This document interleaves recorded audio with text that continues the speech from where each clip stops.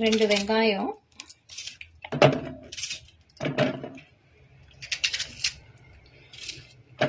இதை சாப் பண்ணிக்கலாம். நம்ம இப்போ போன்லெஸ் சிக்கன் எடுத்துக்கலாம். 100 கிராம்ஸ் சிக்கன் இருக்கும். ஒரு 6 தோசை வரும். பண்ணிக்கலாம். கைமா மாரி கிரைண்ட் பண்ணிக்கலாம்.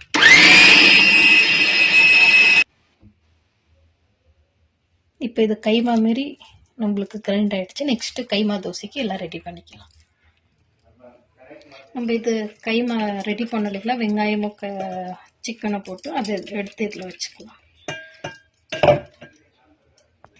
2 தக்காளி,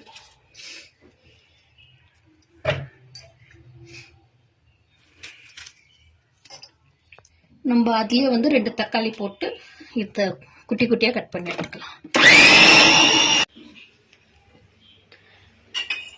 இப்போ எண்ணெய் போட்டுக்கலாம். சோம்பு போட்டுக்கலாம். அதனால அந்த கைமா பண்ணி வச்சிருக்கோம் இல்லைங்களா, வெங்காயம் அதை போட்டுக்கலாம்.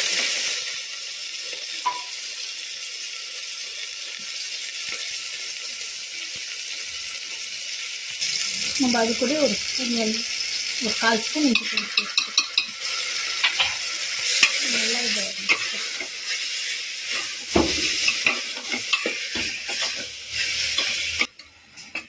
எப்படி வரணும் நம்மளுக்கு. இப்படி வந்தோடனே தக்காளி போட்டுக்கலாம்.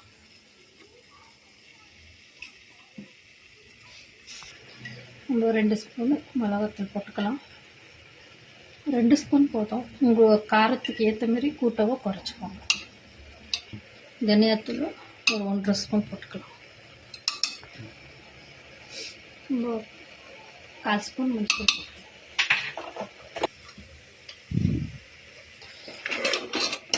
நல்லா நம்ம இதை நல்லா மிக்ஸ் பண்ணிக்கலாம். ஒரு 2 நிமிஷம் கொஞ்சம் இதிலே வதங்கட்டும். அதுக்கப்புறம் தண்ணி ஊற்றிக்கலாம். ஒரு 1/4 ஸ்பூன் கரம் மசாலா நல்லா மிக்ஸ் பண்ணிக்கலாம்.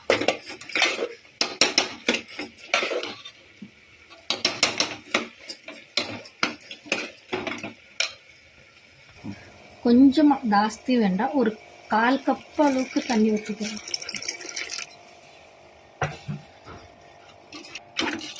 நம்மளுக்கு இந்த பதத்துக்கு வந்துடணும். ஒரு 2 விசில் நல்லா சாஃப்டாக வேக வச்சு எடுத்துக்கலாம்.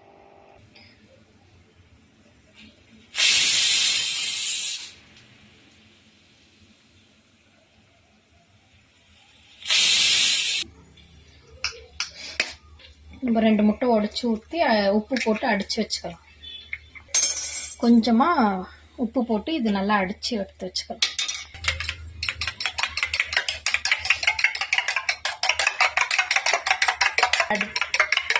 அடித்து எடுத்து வச்சுக்கலாம். இந்தமாரி கலக்கி ஒரு கிண்ணத்தில் எடுத்து வச்சுக்கோங்க.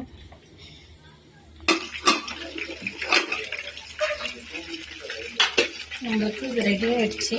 தோசை ஊற்றுறதுக்கு கைமா இந்தமாரி இருக்கணும் நம்மளுக்கு.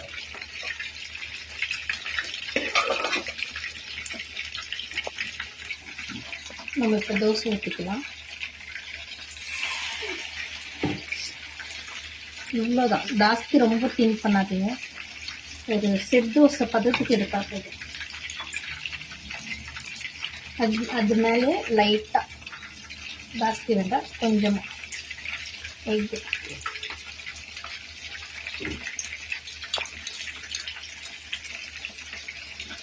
எண்ணெய் ஊற்றிக்கோங்க.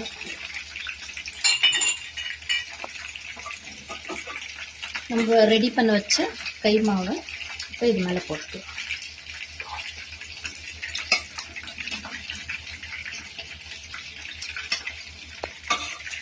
நல்லா மிக்ஸ் பண்ணிக்கோங்க. ஸ்லோவில் வச்சு குக் பண்ணுங்க.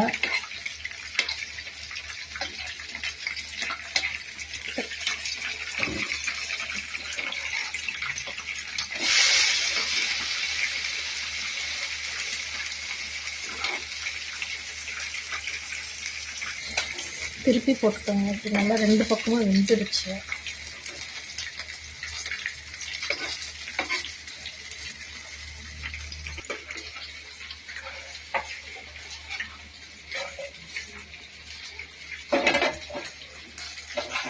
இன்னொரு டைப்பில் இந்த தோசை செய்யலாம். கொஞ்சமாக அதே முட்டை அடித்து வச்சவங்க கிளாஸில் ஊற்றிக்காங்க. நெக்ஸ்ட் வந்து நம்ம கைமா ரெடி பண்ண வச்சோம் இல்லைங்களா, அப்படியே இதில் போட்டு என்ன பண்ணுங்க, நல்லா இது மிக்ஸ் பண்ணிக்கோங்க. உங்களுக்கு அப்படி கஷ்டமாக இருந்துச்சுன்னா இன்னும் மிக்ஸ் பண்ணிவிட்டு எடுத்து கிளாஸில் வச்சுக்கோங்க. இப்போ நார்மலாக எப்படி தோசை ஊற்றுறீங்க அதே மாதிரி தான். ரொம்ப தின் பண்ணிடாதீங்க, செட் தோசை டைப்லேயே பண்ணிட்டு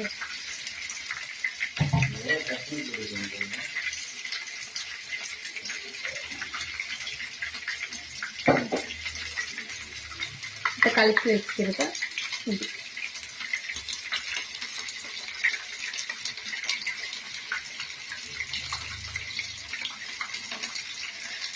இது வந்து நம்ம மதுரை இதில் வந்து இந்த மாதிரி ஹோட்டல்லங்களாம் இப்படி தருவாங்க.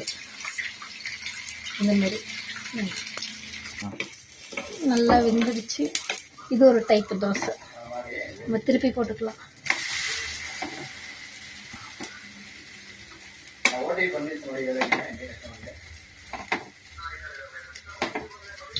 இது நல்லா 2 பக்கமும் வேக வச்சு எடுத்துக்கலாம்.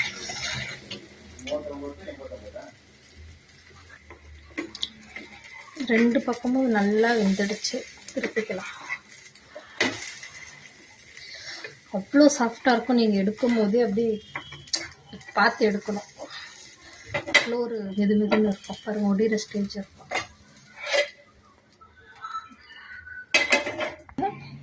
ட்ரை பண்ணி பார்த்துட்டு எப்படி இருக்குன்னு கமெண்ட்டில் சொல்லுங்கள். பாய்.